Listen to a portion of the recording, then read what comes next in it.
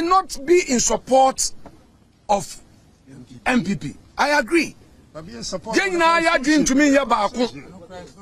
Yenina media yen to me can say media be antro dia eye NPP for there. But the court kasa. Me be situation na media betro say eye Afenyo Marking leader of NPP group. Afenyo Marking ni NPP for eye majority.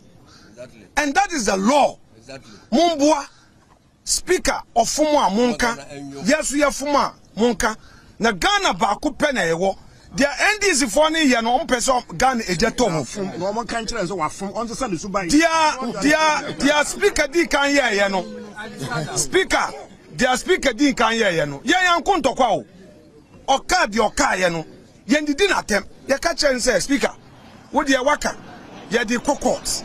Na court ebia asem no. Court edi kan ebia asem no. Speaker si on ti ase of a lawyer. Am a lawyer no call court. Eko kasama onu speaker said there be the Supreme Court ka no wafo Supreme Court afom. Supreme Court ebu di asem no. Ghana nyina hwe TV. Ena Supreme Court aka said there be speaker. Enye wo tumi na obetumi aka say obi seat we declare vacant. Eyenyen inti asem no eda yenim. Asem no so beda ha na wo ya aware. Inti eba ne say ena say wo be kasasa. Speaker lawyer nankasa ka say speaker ye ruling. Okoso justify speaker asem okan. Ema ne ka say Supreme Court ko na ye wo no. Enye wo ne the right forum je say ye kwa high court. Sansema ne lawyer kan ni na court den ebogu ye.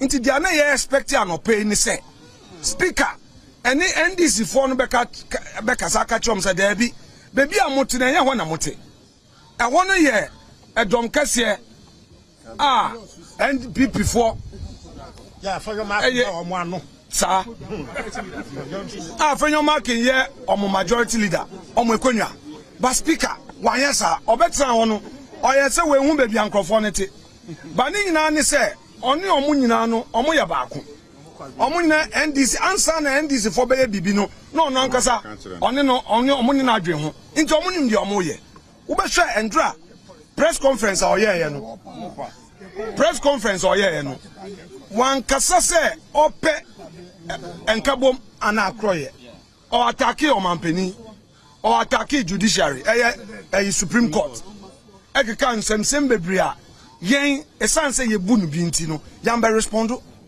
say ya tie de oka ye tie but yen NPP for embra na ye disunity yan be ka se ntia no na ye expect say nde or the court assembly ye djuma and then put there obi ano ane lawyer akọ court no wan ka court wan asem kra wan ka se wa go court e ma wedi nkuguo ani nti no and then you anu nyina wa dia ye be se ye ka ne se ye be di mbra so ye ntumirika eni ne omo nkoko ntokwa NDC for there omo bibia ye ntokwa omo bibia ye ntokwa omo bibia ni ntokwa. Whether our friends who were seated to his right would be allowed by him to sit there, because that was not their rightful place in view of his own admission that he had not proclaimed them as such nor declared them as such.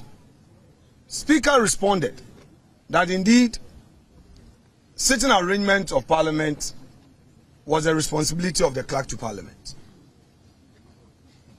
This took me to the next step of inquiring from the clerk whether he allowed the NDC minority to sit on our seats.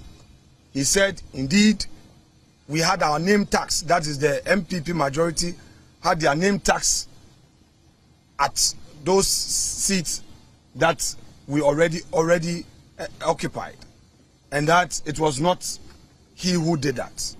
So obviously, one was expecting Mr. Speaker to direct the NDC to do the right thing. He refused.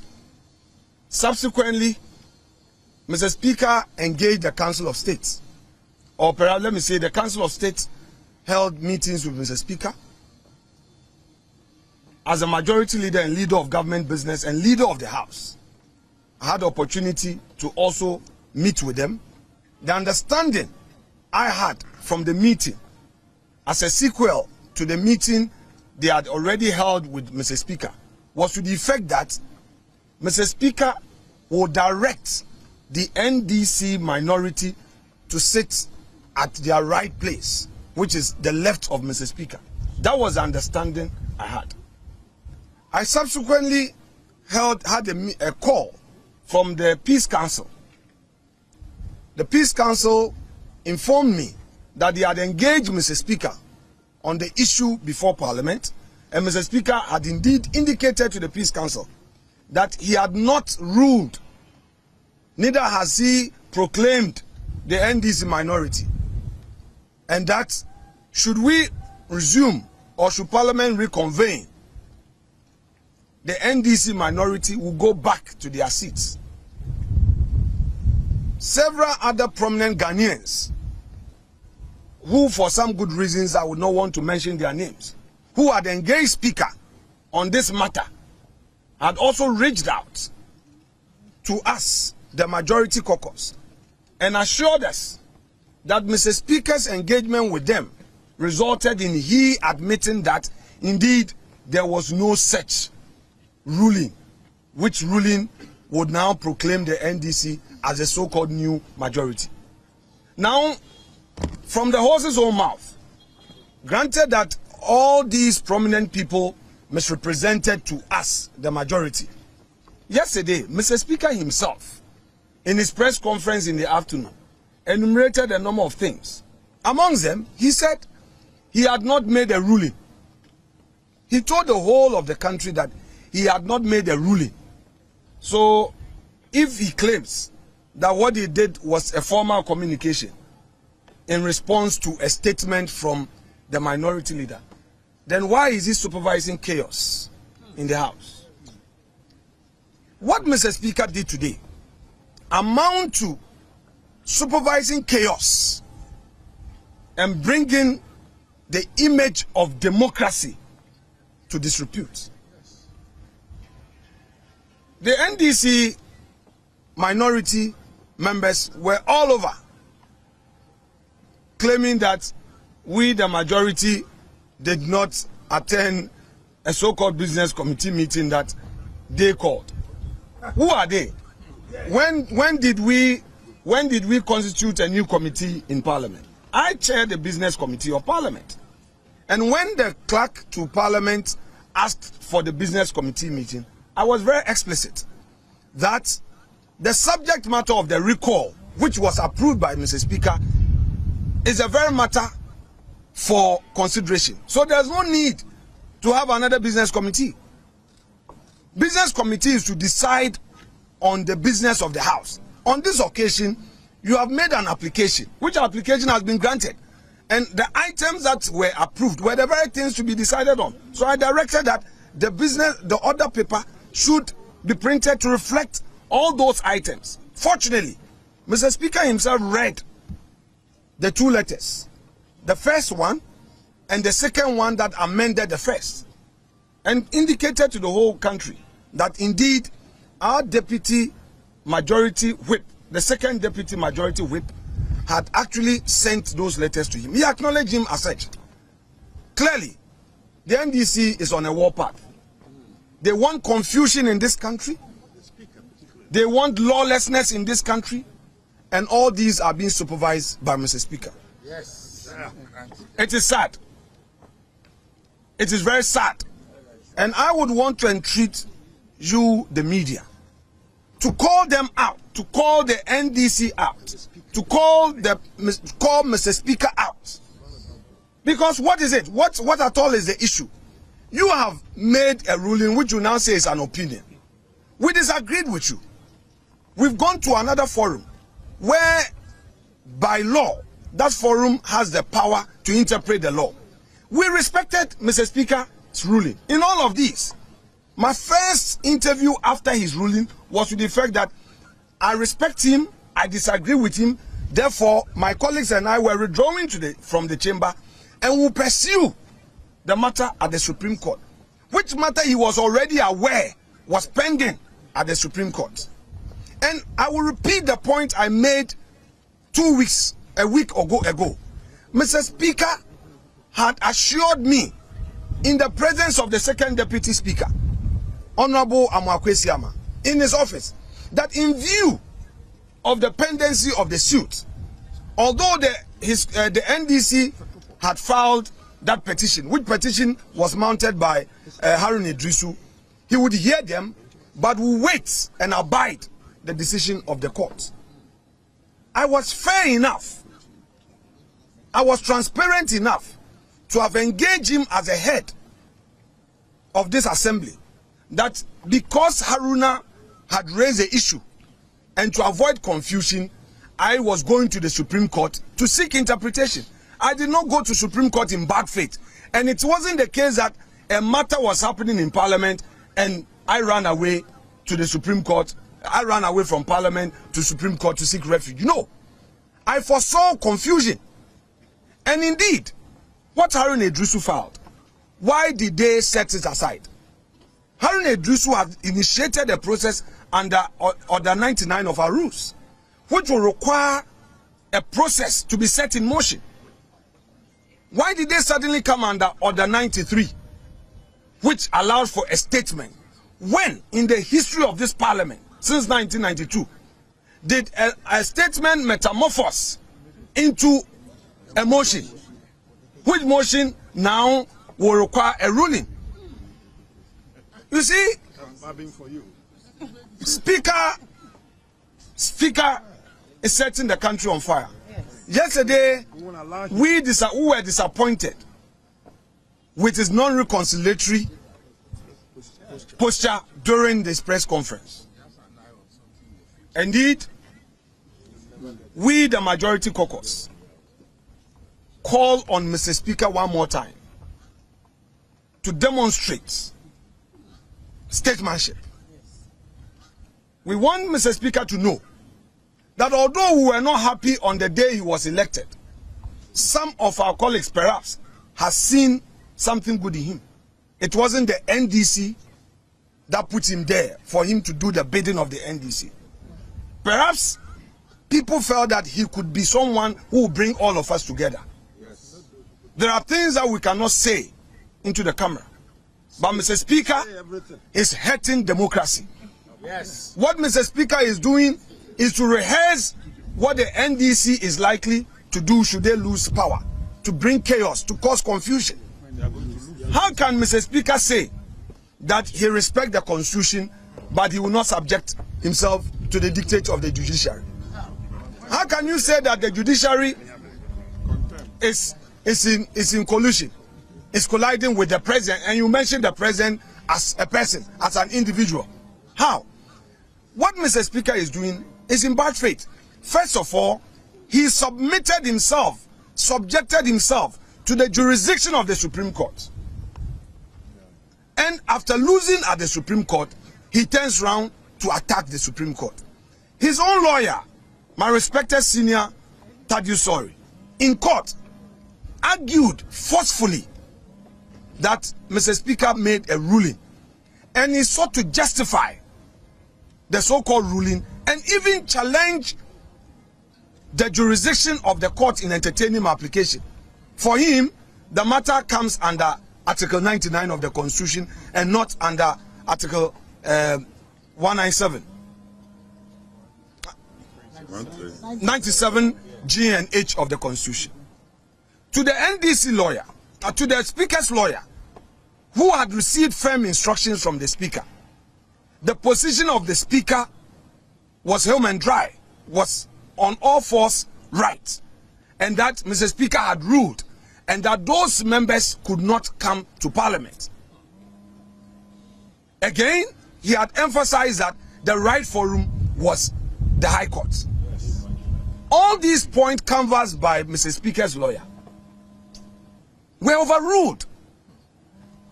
The matter was heard in the full glare of the public. There was a live broadcast of the Supreme Court proceedings of that day. The ruling of the Supreme Court has been procured by me as plaintiff. The Supreme Court bailiff has served the ruling, the second ruling, on Mr. Speaker.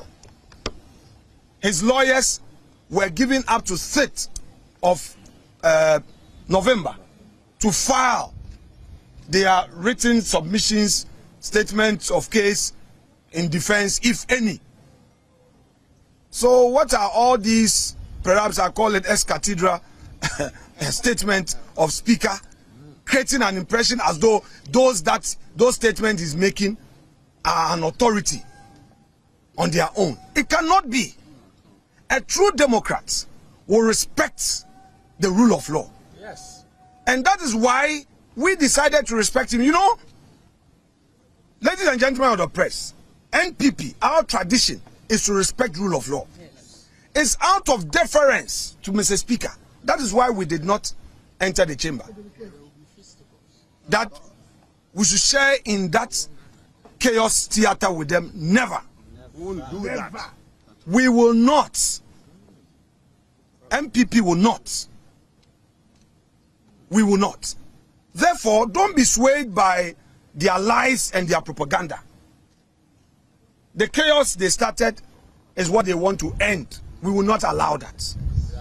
We believe that we have to win the elections right at the polling station and would go and work.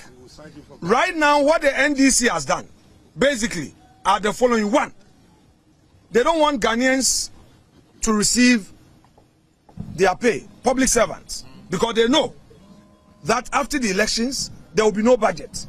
And to be able to pay Ghanaian workers, there will be the need for parliamentary approval of the budget first quarter. That would be on account, appropriation on account. That's it's a constitutional requirement. So that is what they want. They want to stampede it. Two, they want to again create a certain impression that Ghana is lawless. Ghana is not lawless. We will not allow them to give a wrong impression to the international community. We will respect the law. Three, all these businessmen, you know, their fear is that under the 1D, 1F, these companies are going to create jobs. These companies will employ people. So their fear is that should these be addressed, it will mean that all their propaganda of unemployment would fall flat. So further to frustrate businessmen and drive them away. Are these Democrats? No. Now there are important things to do. We have the free SHS bill, which is before Parliament. Their main aim is to conspire with Mr. Speaker to prevent the free SHS bill from being passed. And in an unlikely situation where they see the light of day in the election, cancel it. That, oh, after all, there's no law backing it. Their main target is the free SHS bill. That is why there was a pre-announcement of its laying in Parliament, and you remember how they fought against it. So it's an opportunity for them to, as it were, prevent the free SHS bill from being passed. And if they succeed in doing that, to them, in their wishful minds, in their wishful thinking, parents will get upset and then say that after all, the free SHS was not working. The free SHS has benefited many Ghanaians, in spite of the challenges. We know as a country, the reforms that have been made by two ministers, Dr. Matthew Opoku Prempeh and Dr. Yao Educhum. These two gentlemen who were assigned to superintend over the education ministry have done so well. And the outcome of their works is known to all Ghanaians. This is what the NDC want to set back. Thank you very much indeed. I would want... Okay. Now, they also made some noise in the chamber. They also made, you know, they double talk. They double talk. They do double speaking, double talking. Whenever a person lies, he fails to even be inconsistent. In the chamber, where they rushed to go and sit And again, the clerk this morning, we pre-inspected the chamber. The clerk diligently arranged our name tags at where they were. They came and they physically removed them. And this is where, with the greatest respect and in all humility and no modesty, my dear friends in the media, help us to shape opinion in the right way. Get the message across properly. Get the message across. They came in there and unlawfully removed our name tags, pulled their chairs to our place and sat on our seats. And Speaker, the cameras, I was watching in my office, and I'm sure you guys are set up. You set your cameras up proud to Mr. Speaker's arrival. You saw what happened. Let the Ghanaian people know. Now they said our members were not present. They claim that those, if indeed the Supreme Court had ruled, why were those members who were affected not in the chamber? Because Mr. Speaker has said nothing about them. This is what Kwame Agboja, making that point. Honorable Kwame Agboja said the members have had a favorable ruling from the Supreme Court, so they should have come. Really, if the Supreme Court ruling is being respected by them, why did they move to the right of Mr. Speaker? My respected colleague Cynthia Morrison is here. I said it in my plaint in court that she remains a member of our caucus, and she's here with us as a majority caucus. Nothing short of that. So I would want you to take note. Now, we look forward to engaging Mr. Speaker in the next few hours and days. We pray that he does the needful. If he doesn't do the needful, we will continue to rely on the law to get the right things done.